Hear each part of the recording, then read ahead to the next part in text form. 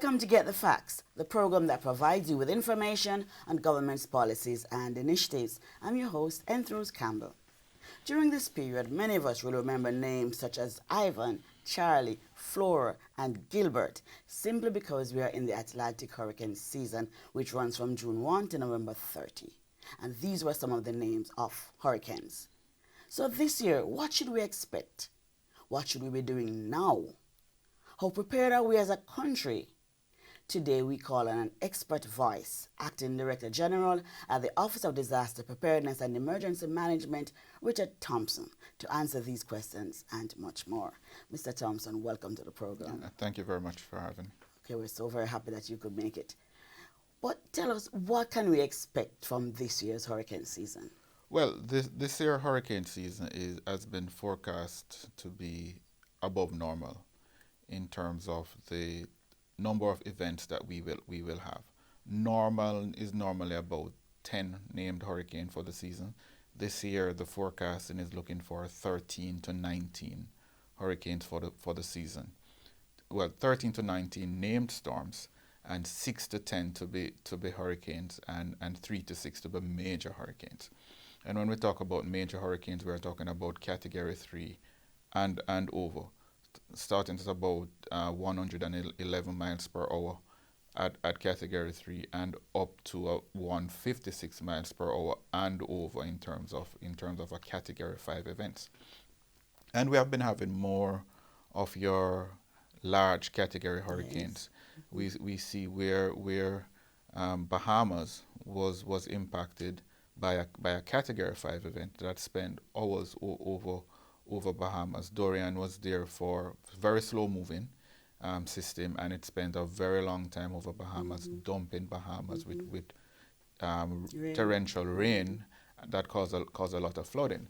So for small island developing state like ours, like Jamaica, it becomes very important to ensure that there is preparedness measures and mitigation measures being employed.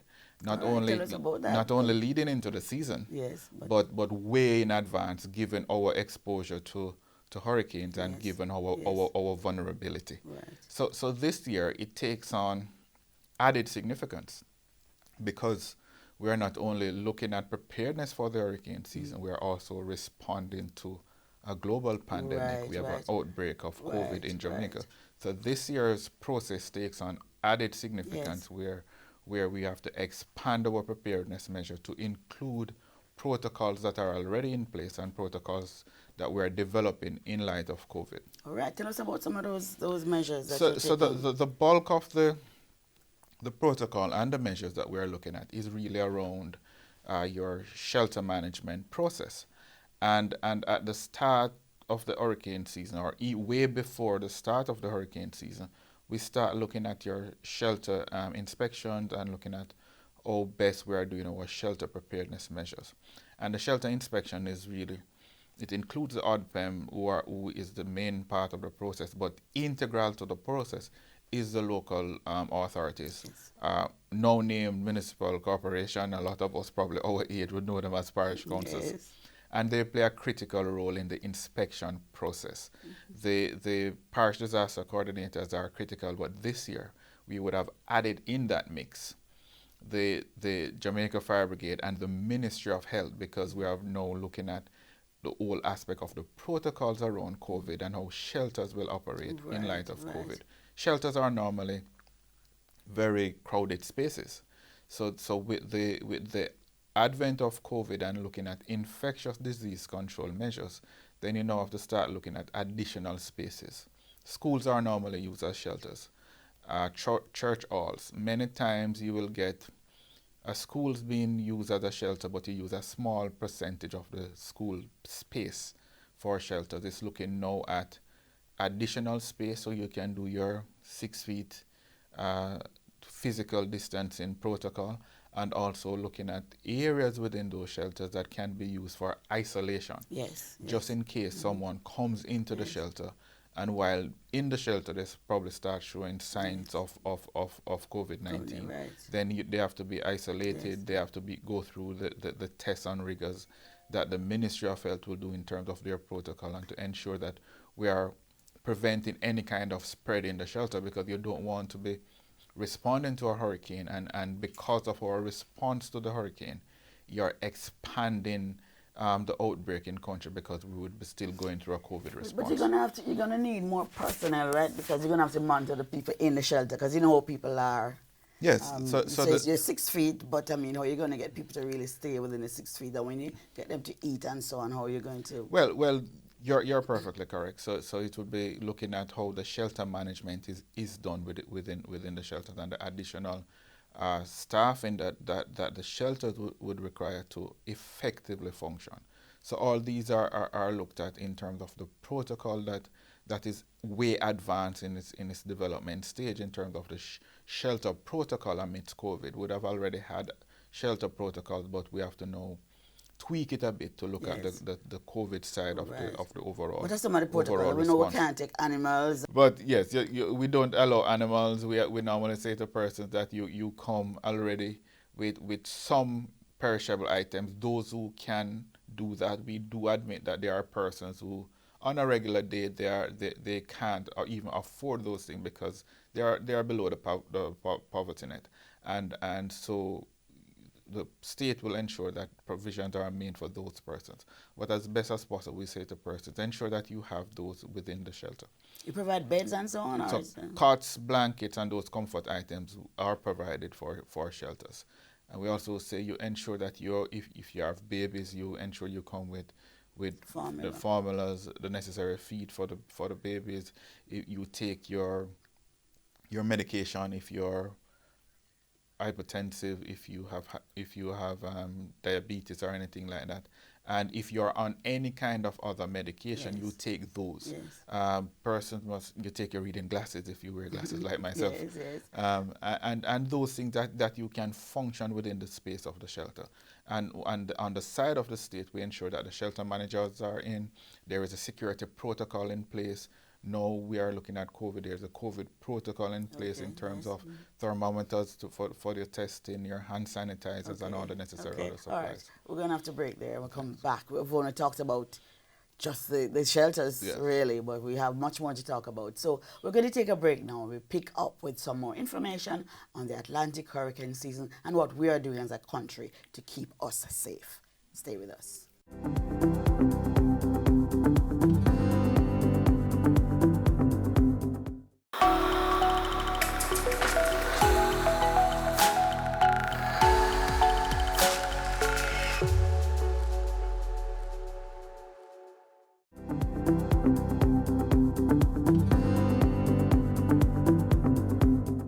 Welcome back to Get the Facts. We're talking about the Atlantic hurricane season with Richard Thompson, who is the Acting Director General at the Office of Disaster Preparedness and Emergency Management, ODPEM.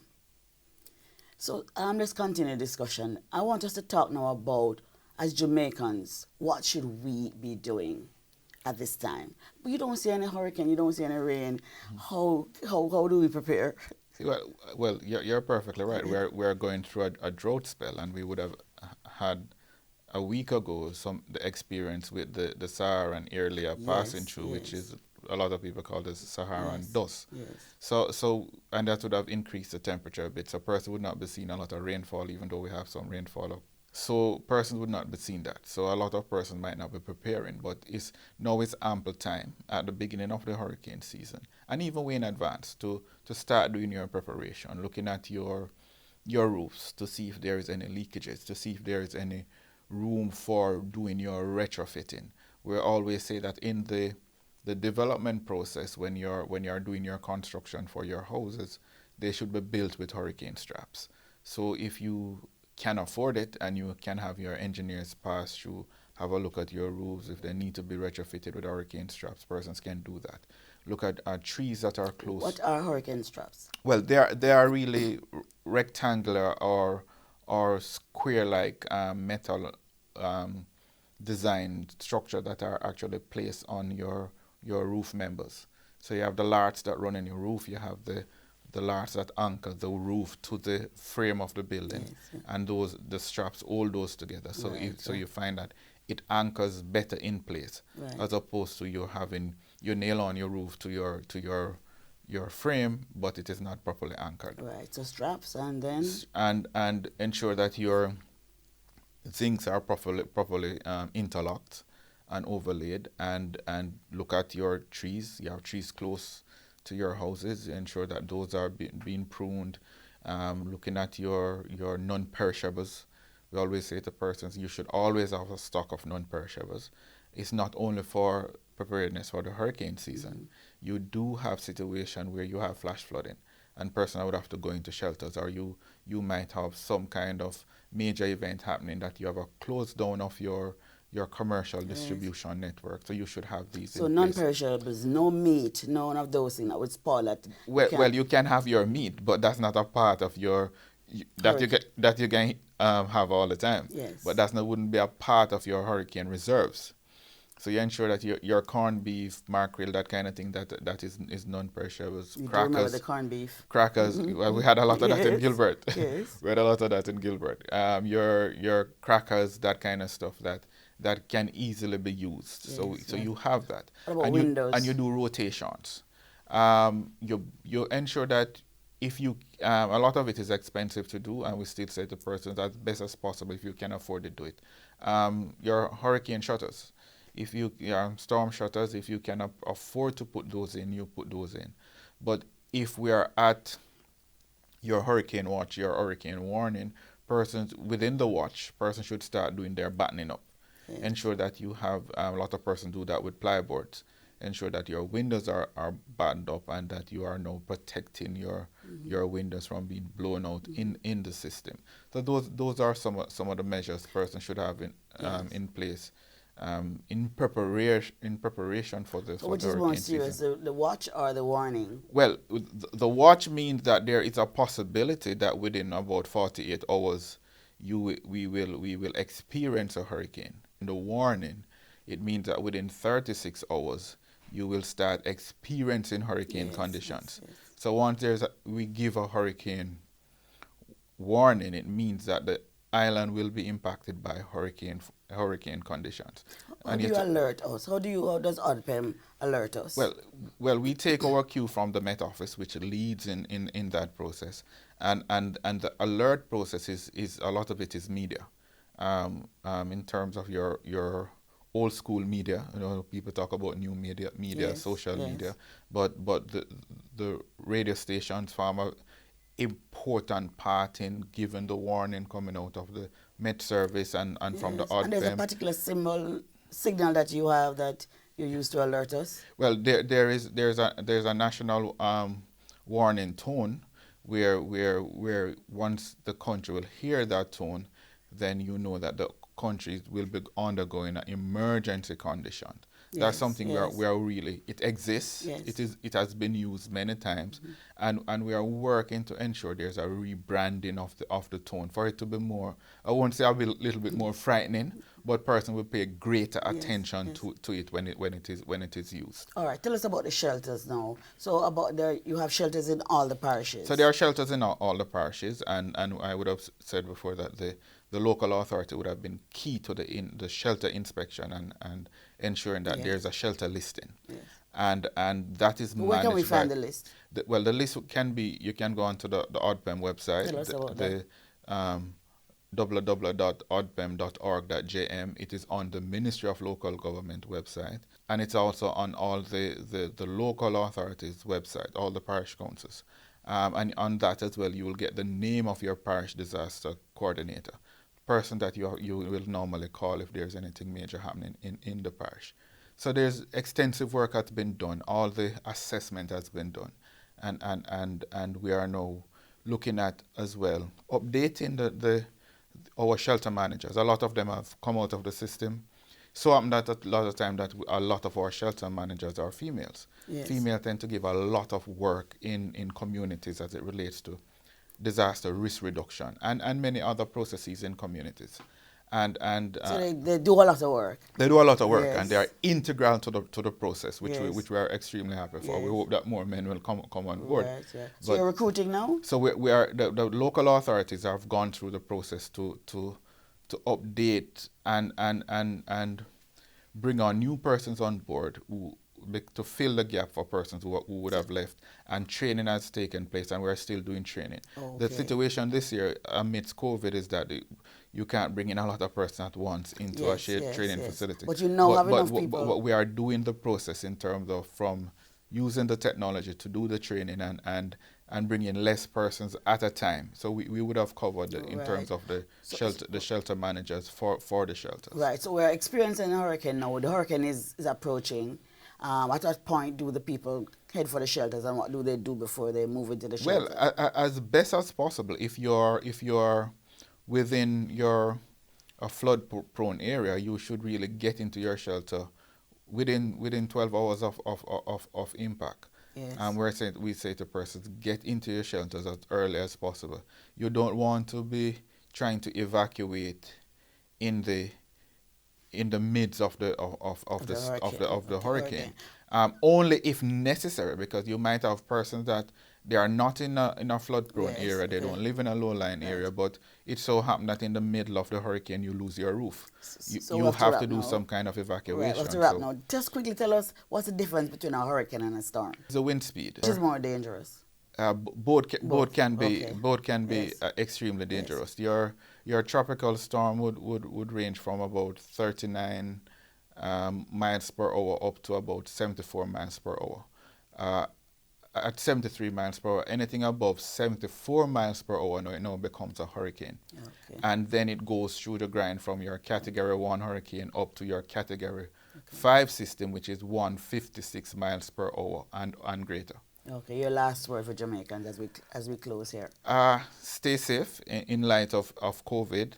Listen to the messages from the Ministry of Health, the ODPEM, the Ministry of Local Government, information coming out of the cabinet.